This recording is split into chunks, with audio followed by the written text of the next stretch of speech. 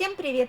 Меня зовут Наташа Фохтина, и в рубрике «Декупажные полезности» я вам сегодня покажу, как можно вот такую простую стеклянную баночку для специй задекорировать в технике декупаж с использованием одношагового кракелюрного лака. Я надеюсь, что вы найдете какие-нибудь полезности из этого коротенького урока для себя.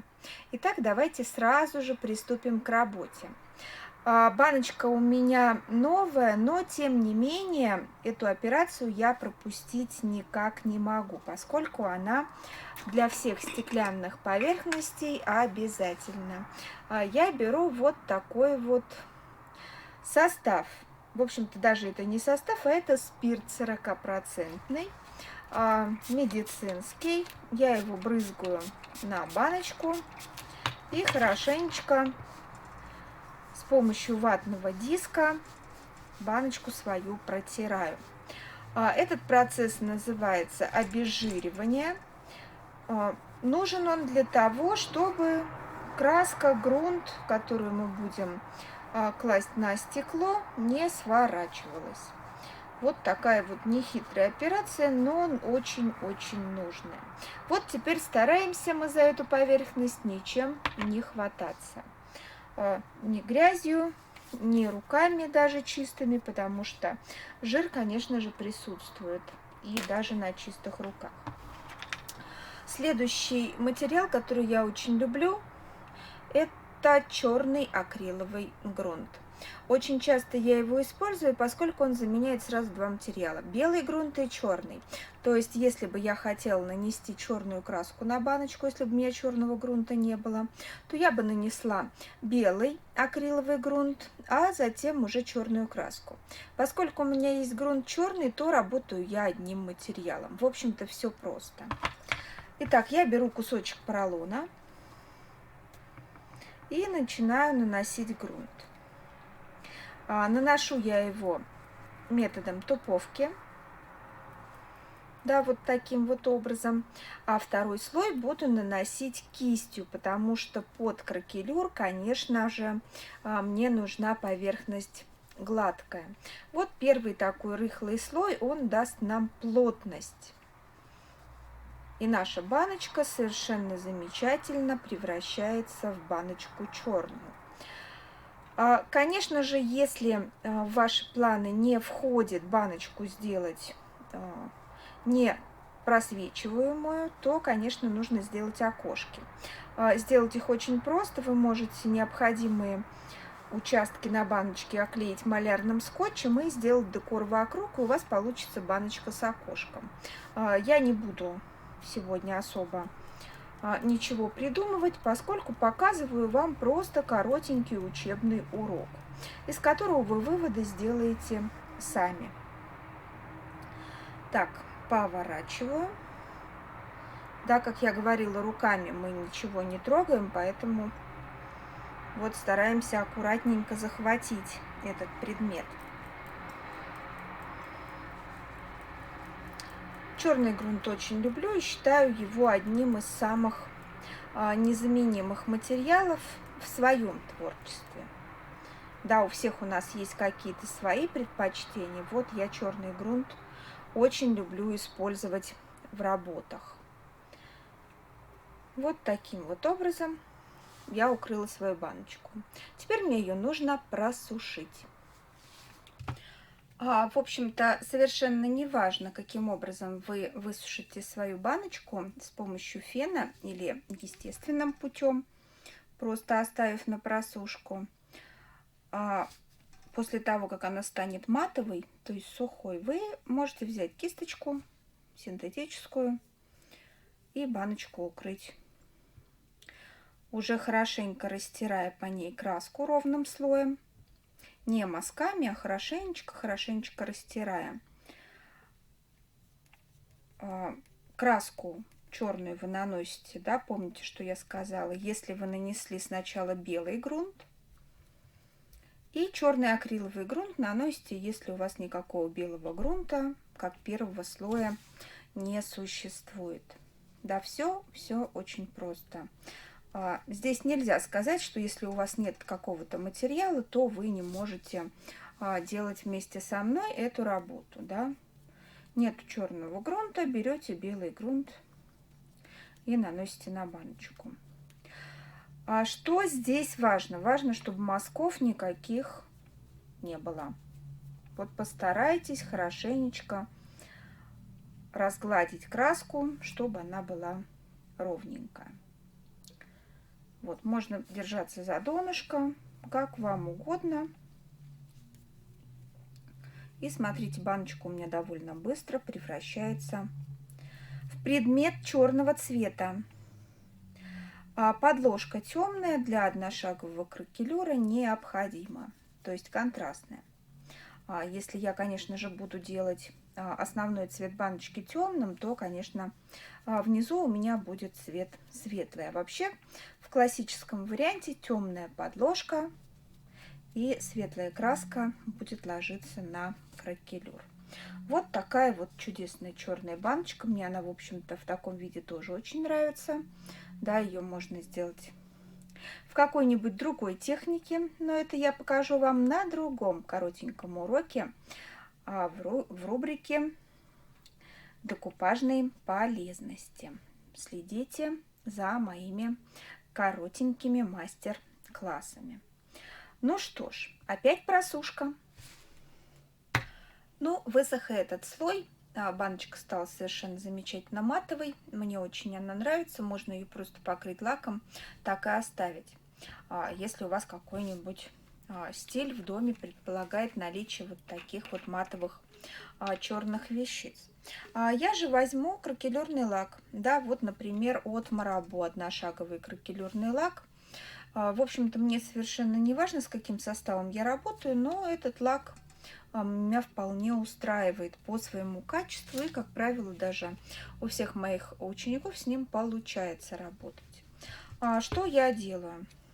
Я наношу небольшое количество, прям вот так вот люблю капнуть этого лака на поверхность и с помощью кисти начинаю его разносить, совершенно не задумываясь, в каком направлении я этот состав размазываю, если можно так сказать.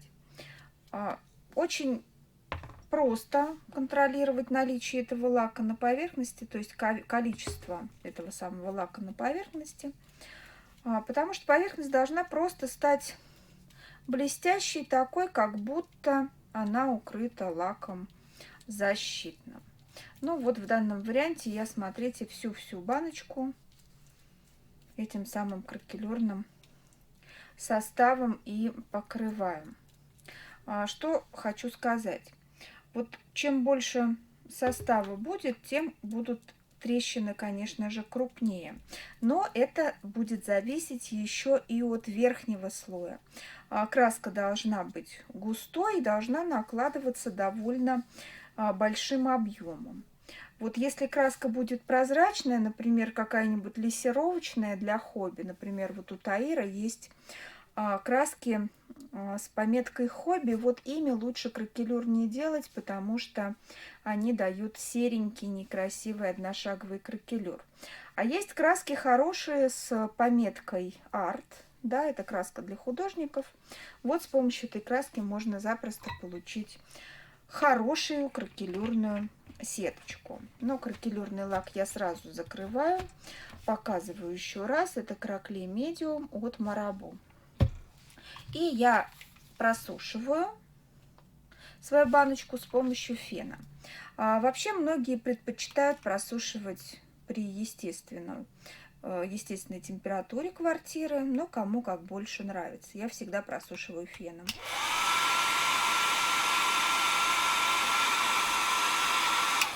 Я просушиваю краску до отлипа, то есть не до полного высыхания, а до того момента, когда пальчики еще прилипают, да, как будто сладенький сиропчик застыл у нас на баночке. Теперь я беру кисточку мягкую. Можно наносить кракелюр с помощью кусочка поролона. Конечно же, вариантов много. Я люблю наносить кракелюр с помощью кисти. Я делаю мазочки довольно густые. стараюсь не наносить эти мазочки на те места, где уже у меня была краска.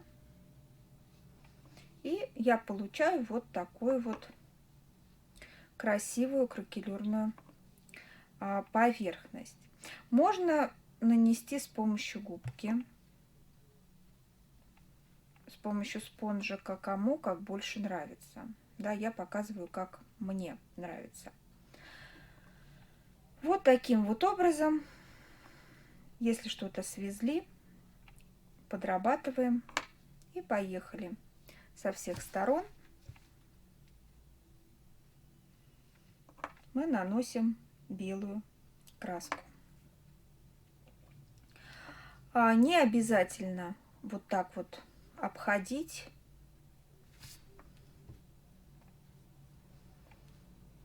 Серединки. У меня просто форма баночки, она как бы диктует. Да, получается такая старенькая поверхность. На мой взгляд, вполне себе интересная. Возьму-ка я за донышко, чтобы мне было удобней поворачивать. И повторюсь, что стараемся не проводить кистью по тем местам, по которым уже кистью вы проводили.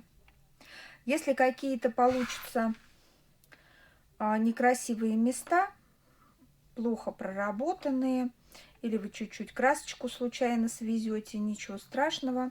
После того, как кракелюр высохнет, можно будет взять тоненькую кисточку и все подработать.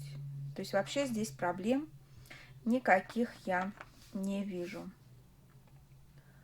Да, повторюсь, для тех, кто любит быстрый кракелюр, может это делать с помощью кусочка поролона.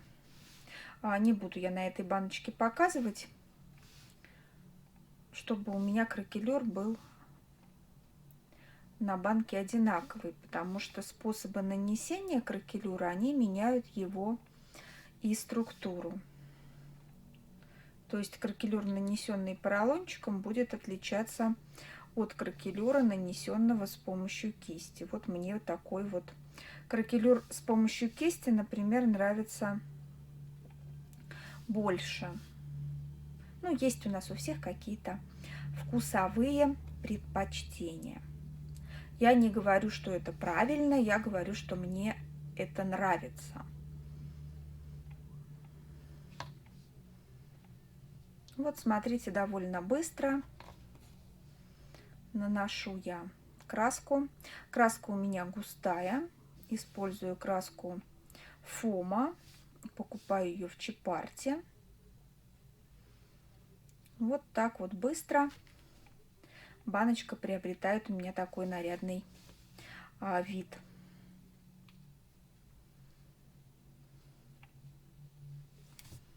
Так, вращаю.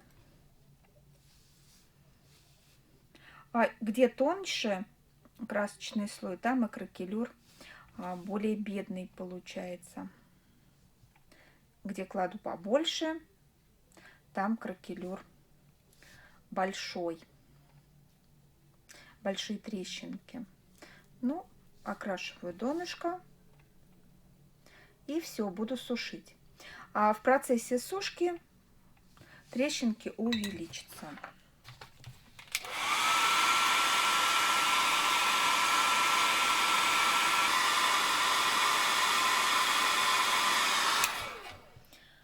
Ну что ж, довольно быстро мы получаем симпатичненький кракелюрчик по всей банке. Мне он нравится. Да, можно оставить, конечно же, и в таком состоянии работу, просто закрепить крышечку на ней после того, как вы это покроете лаком.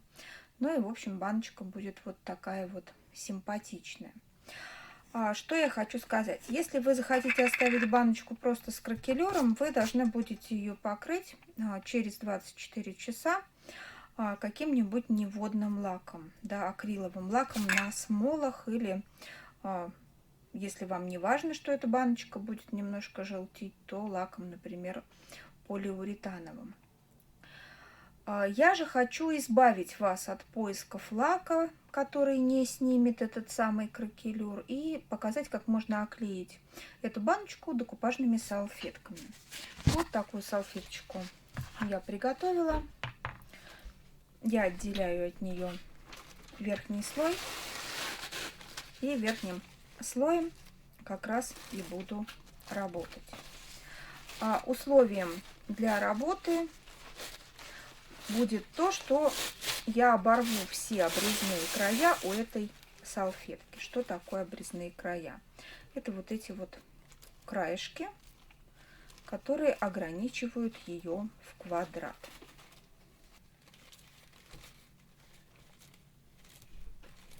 Убираем все краешки и получаем вот такую вот вольную салфеточку, которую мы тоже будем разделять на таких кусочков.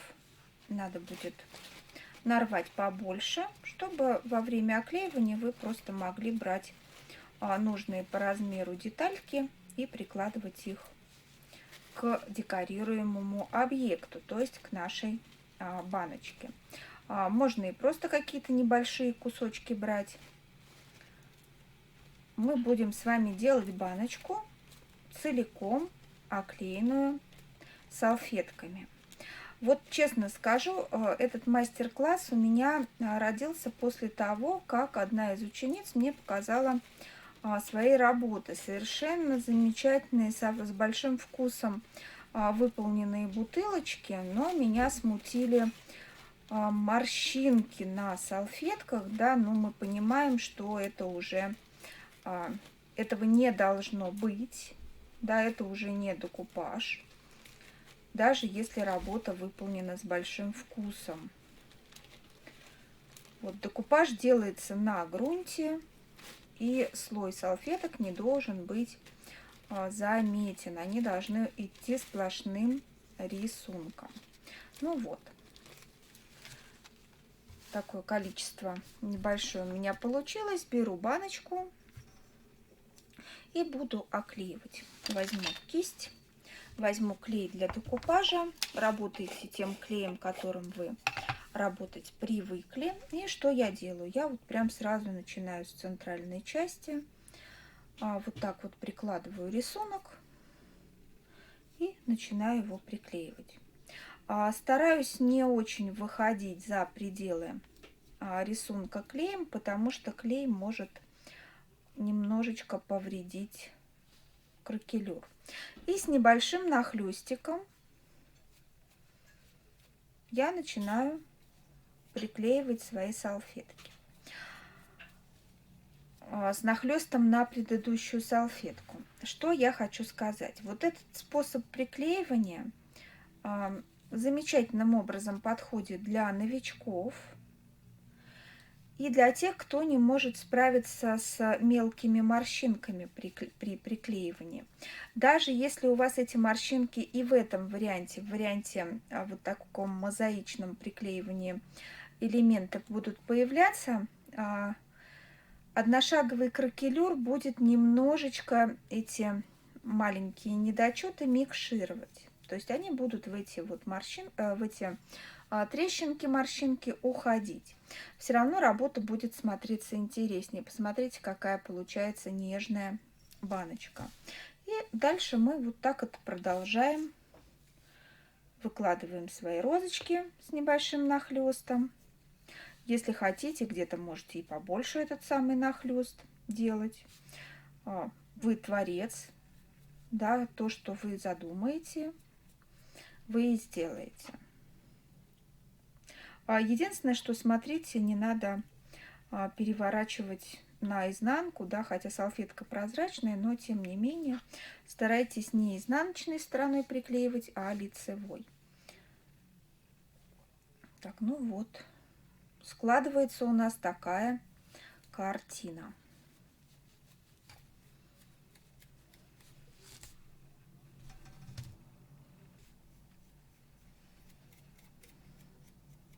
Но довольно быстро баночка вся оклеивается. Нам останется ее только просушить.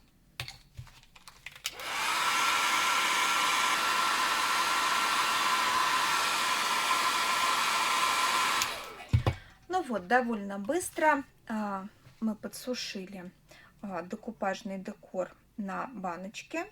Она стала вот такая вот симпатичная, на мой взгляд, смотрится украшение этими розочками очень мило. Нам ничего не остается, как укрыть эту баночку любым акриловым лаком для того, чтобы защитить декор. Ну и можем поставить ее на полочку, чтобы она украшала ее своим замечательным и очень нежным видом. А я, Наташа Фохтина, прощаюсь с вами. До новых идей.